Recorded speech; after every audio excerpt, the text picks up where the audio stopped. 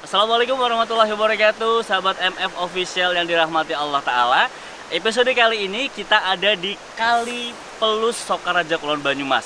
Dan apa yang kita bahas kali ini Ustadz Faisal? Insya Allah kita akan membahas masalah Babat Sokaraja Purbalingga. Babat Sokaraja. Ya, karena Kali Pelus ini ada hubungannya ya antara 3 kabupaten berarti. Oke, Banyumas, Purbalingga dan juga Pemalang. Ya, waktu kumpul itu ya. Ya. Karena ini menarik sekali di Sungai Pelus ini.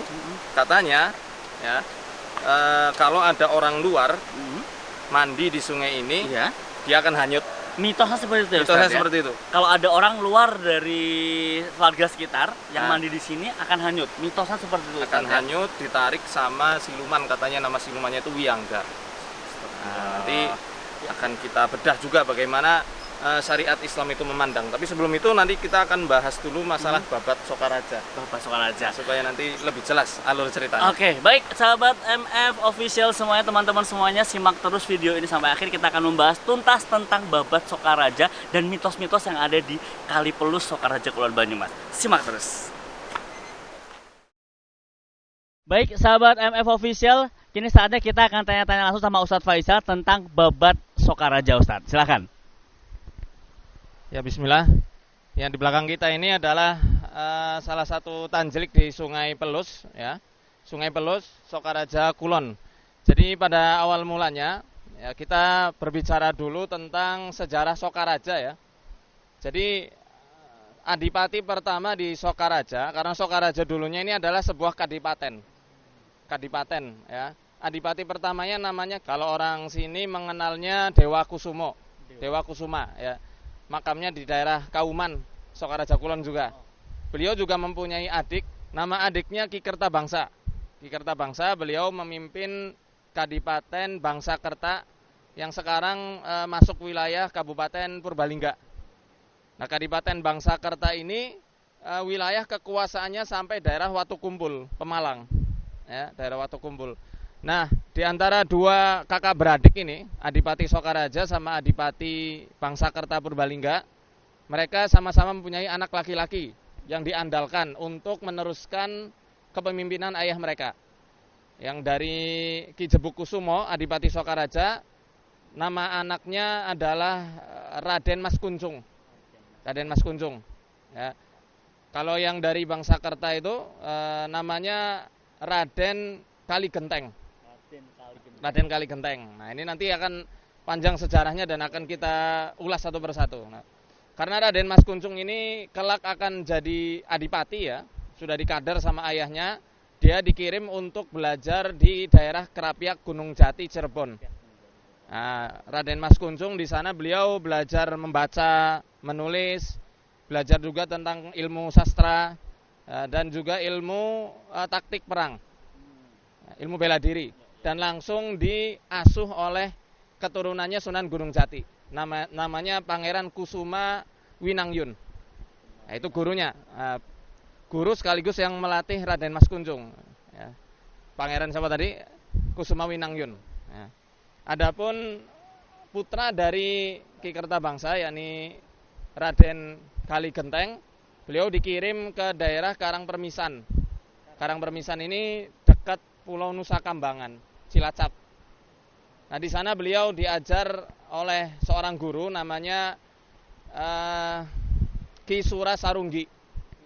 Di sana beliau diajari ilmu kanuragan, namanya ilmu aji uling putih. Nah, ini nanti akan ada sejarahnya antara ajian uling putihnya Raden Kaligenteng dengan Kali Pelus. Karena ajian uling putih itu ketika sudah dalam keadaan terpepet saat perang, dia masuk air, dia langsung hilang. Itu uling putih. Dan ini nggak didapatkan oleh Raden Mas Kuncung. Nah, setelah dari Nusa Kambangan, beliau juga sempat belajar di daerah di Padepokan Kandang Bolong.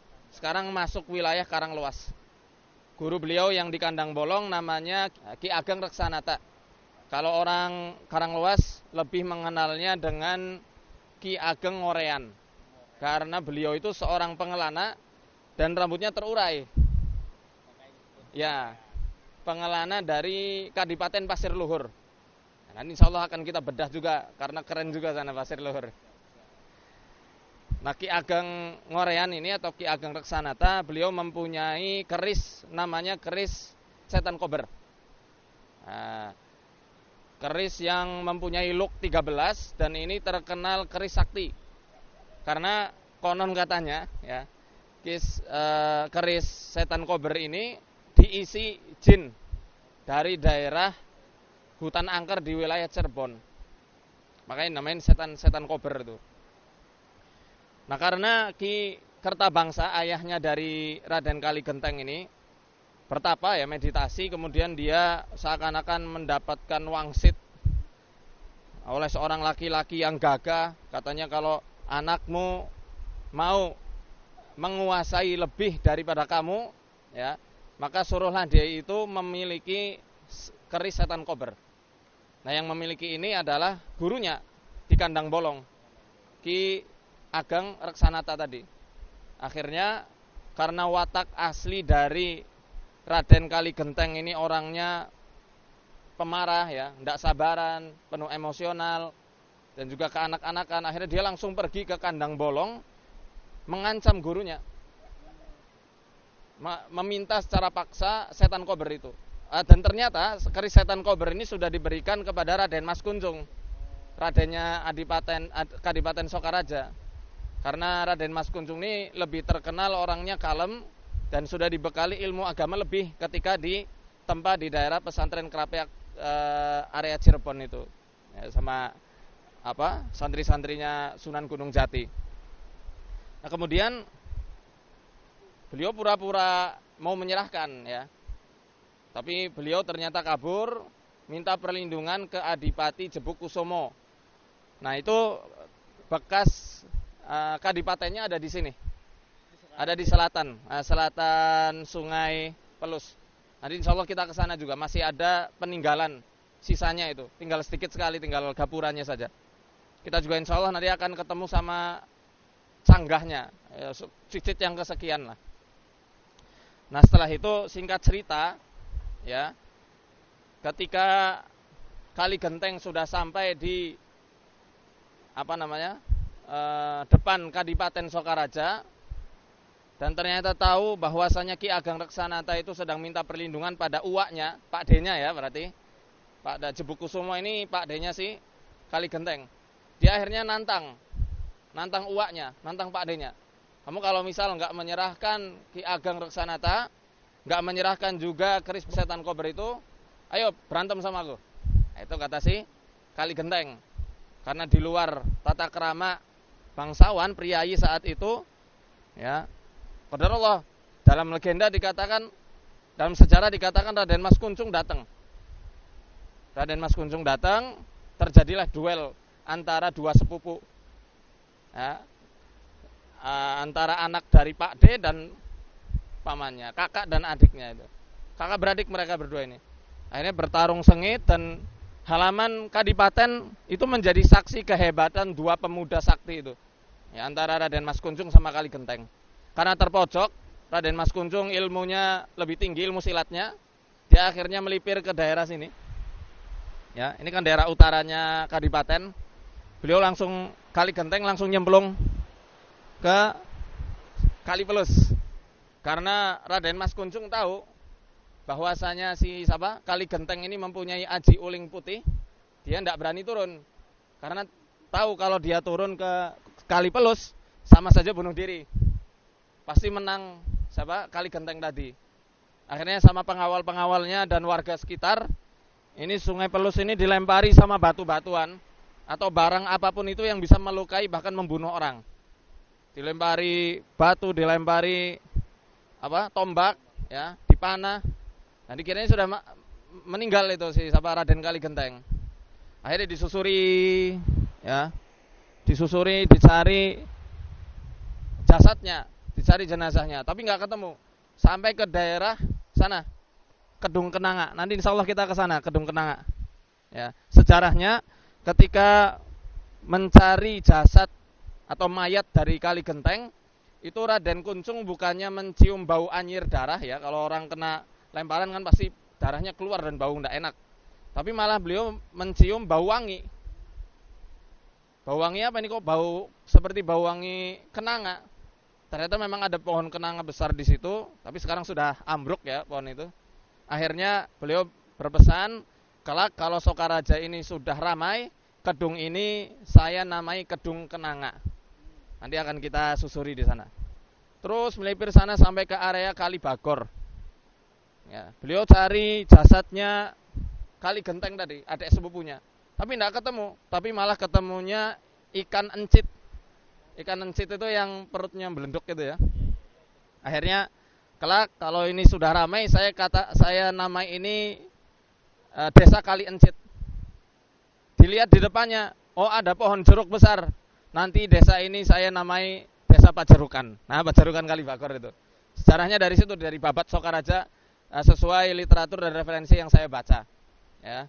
Dan ini juga cerita yang turun-temurun diceritakan oleh mbah saya. Seperti itu. Nah, singkat cerita, ya nggak ketemu karena ternyata sudah berhasil keluar pergi ke Bangsakerta dia. Ya, pergi dan akhirnya berhasil ditemukan ya. Ketika apa? Ketika Raden Mas Kuncung ini menyamar jadi dalang. Jadi para rakyat Bangsakerta itu sedang ada yang namanya perayaan ya, perayaan hari pasaran lah.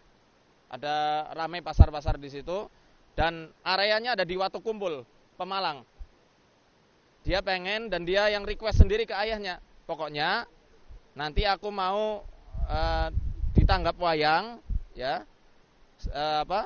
Kesenian yang untuk masyarakat itu wayang aja, wayang kulit. Tapi lakonnya bukan Mahabharata, bukan yang lainnya. Lakonnya tentang babat Sokaraja Purbalingga.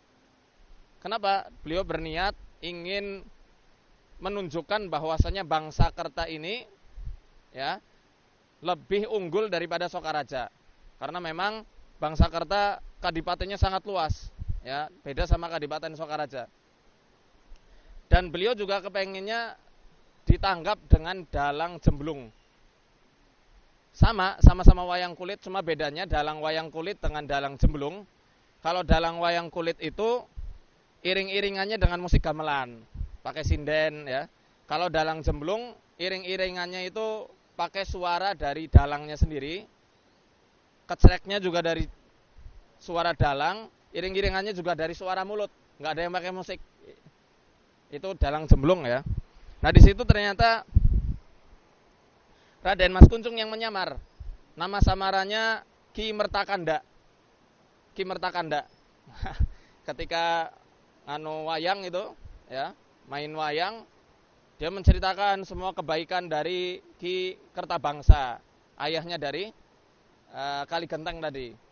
Sampailah ke Kali Genteng, setelah dipuji-puji karena ketampanannya, karena kepandaiannya. Waktu pagelaran itu beliau juga menyebutkan sifat buruknya Kali Genteng, yang berusaha membunuh gurunya sendiri, menantang uaknya, mengajak duel kakak sepupunya. Akhirnya tahu Kali Genteng naik ke panggung, ditendang pinggang Raden Mas Kuncung. Nah habis itu ya, karena beliau terdesak ya, beliau tahu bahwasanya Raden Kali Genteng lebih kuat saat itu karena siap ya. Akhirnya ditusukkanlah keris setan kober ke perutnya. Nah ini mitosnya, setelah ditusukkan ke perut Raden Kali Genteng ini kemudian berubah jadi ular naga. Nah ini mungkin karena yang namanya babat itu kadang ada bahasa sastra.